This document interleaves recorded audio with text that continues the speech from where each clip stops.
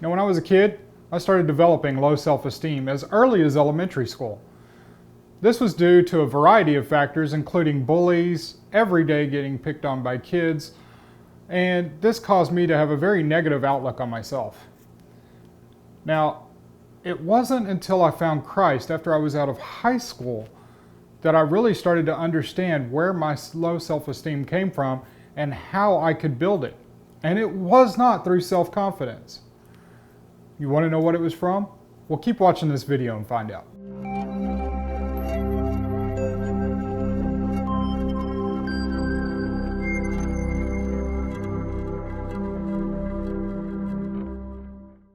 Hi, my name is Trey Murray and you're watching The Only Bible, guiding you to be a better reflection of Jesus Christ. Now, many of you already know that the world's wisdom is not God's wisdom.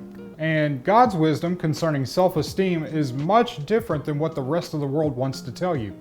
You see, the world wants to tell you that you can be self-reliant, that you don't have to depend on anybody else for your self-esteem, that if you took more me time, if you took more time for yourself, if you showered yourself with compliments and with gracious things to say every day, if you think that you're perfect and that you don't need somebody else, then you can build your self-esteem. And I'm here to tell you that that's all garbage, according to God. God wants you to be reliant on other people, and God definitely wants you to be reliant on Him first and foremost. So when you start to look at building your own self-esteem and you start to look inward to do that, you're looking in the wrong place.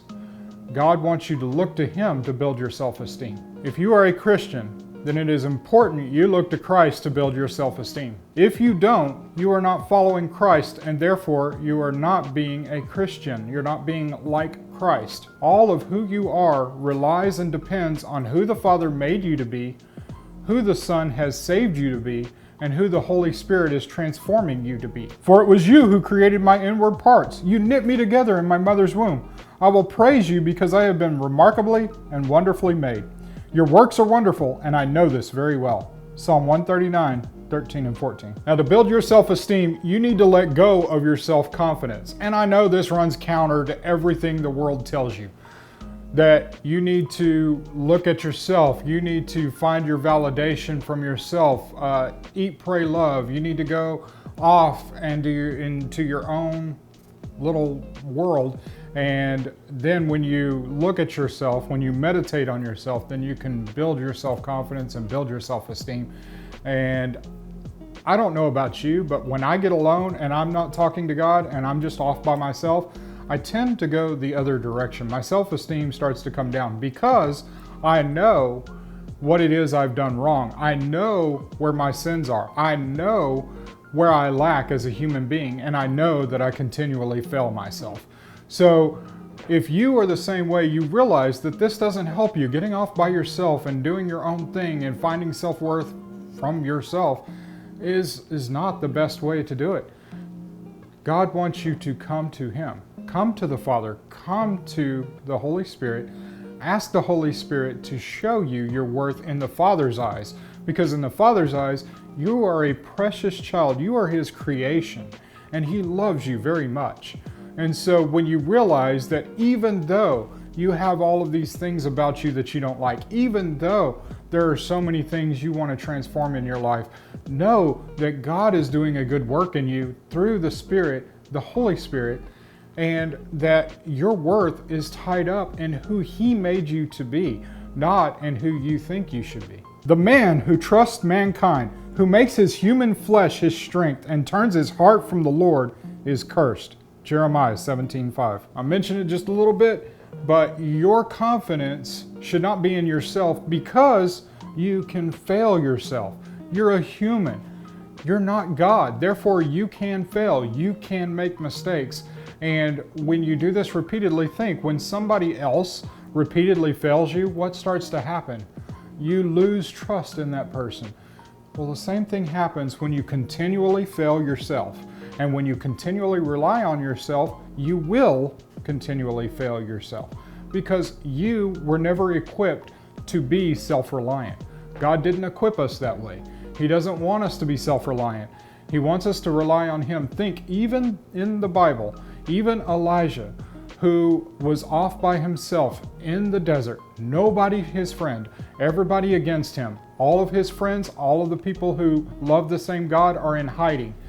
And yet he was not alone. He had God with him. And God wanted Elijah to rely on him, not on himself. So God fed him in the desert. And God gave him the strength to go and confront the enemy. And God gave him the power to prove what? That Elijah was self-reliant? No, that he was relying on the one true God, and that God was going to get the glory for Elijah's story. The heart is more deceitful than anything else and incurable. Who can understand it? I, Yahweh, examine the mind. I test the heart to give each according to his way. Jeremiah 17, 9 through 10. I'm going to stop right here and ask you to go ahead and nail that like button so that other people who need to build their self-esteem can find this video. So if you would do that for me, just go ahead, press that like button, and then we'll continue on. Thank you so much. Now, all of your confidence in life should come from Christ. If you are not confident in Christ, you are not confident in anything. And to prove it, continue to try to maintain confidence in yourself. It's going to fall off. It's not going to stay, it's not going to maintain. You might be confident in yourself for an hour or for a day, maybe a month. You might be extraordinary. You might even last a whole year. But try going 75 years of confidence in yourself and pretty much turn narcissistic. You start to believe that you are the solver of all things, that you are your own God. So you need to maintain your confidence in Christ. Keep your confidence in Christ and the finished work that he's done on the cross for you, and know that you are working to build the kingdom of God. And when you do these things, then your self-esteem will rise, because you will know what God created you to be, that God created you for a purpose, and that you know that purpose and you know your worth to the Father. The man who trusts in the Lord, whose confidence indeed is the Lord, is blessed. Jeremiah 17:7. Once you realize that all your confidence comes from Christ, you can truly begin to build your self-esteem. We can be bold because we have direct access to the Father through the shed blood of Jesus Christ. In him we have boldness and confident access through faith in him. Ephesians 3:12. Now we can be sure of ourselves because of our faith in Christ. I came to you in weakness, in fear, and in much trembling. My speech and my proclamation were not with persuasive words of wisdom, but with a powerful demonstration by the Spirit, so that your faith might not be based on men's wisdom, but on God's power. 1 Corinthians 2, 3 through 5. And we can even boast about our weaknesses through the strength of Christ. But he said to me, my grace is sufficient for you, for power is perfected in weakness. Therefore, I will most gladly boast all the more about my weaknesses, so that Christ's power can reside in me. So I take pleasure in weaknesses, insults, catastrophes, persecutions, and in pressures because of Christ. For when I am weak, then I am strong. 2 Corinthians 12, 9 through 10. Now God wants you to be confident when you're serving him, because nobody can remove you from God's grace. Therefore, we may boldly say, the Lord is my helper. I will not be afraid. What can man do to me? Hebrews 13:6. Now you should approach God with concerns about your confidence. Therefore, let us approach the throne of grace with boldness, so that we may receive mercy and find grace to help us at the proper time. Hebrews 4:16. Now I encourage you to keep your confidence in God. So don't throw away your confidence, which has a great reward.